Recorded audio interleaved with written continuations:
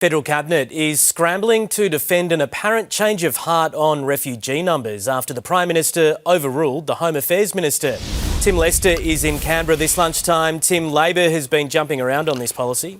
And Hugh, when governments are undecided on what to do on policy, always watch where the Prime Minister is heading. Yesterday, Anthony Albanese overruled his Home Affairs Minister, Tony Burke. Tony Burke had already briefed out to some of those in the sector that the refugee intake numbers annually would decline from 20,000 next year to 13,750. The Prime Minister, though, came out in the afternoon to say no, they wouldn't. They would stay at 20,000, and this, of course, has triggered a discussion over how undecided the government was on this issue.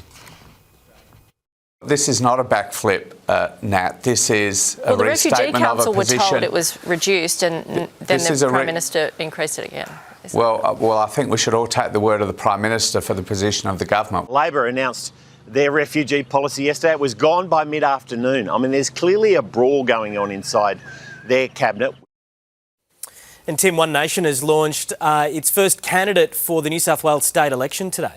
Hugh, this is an interesting choice. His name is Mike Newman. He's a investment banker. He's also the son of a former chair of the ABC. Well, given One Nation's relationship with the national broadcaster, that in itself is pretty interesting. But we also learned during his first press conference that Mike Newman is fluent in Japanese. Have a listen.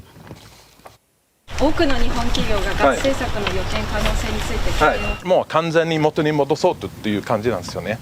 っていうのは日本の今までの投資は Excuse me. I think everyone else might. I'll translate after. Yes, Pauline Hanson isn't fluent in Japanese, so chipped in there, but he has an investment banker, spent many years in Japan, so an interesting candidate in New South Wales. Hugh. OK, Tim, that state election coming up next March. Thank you.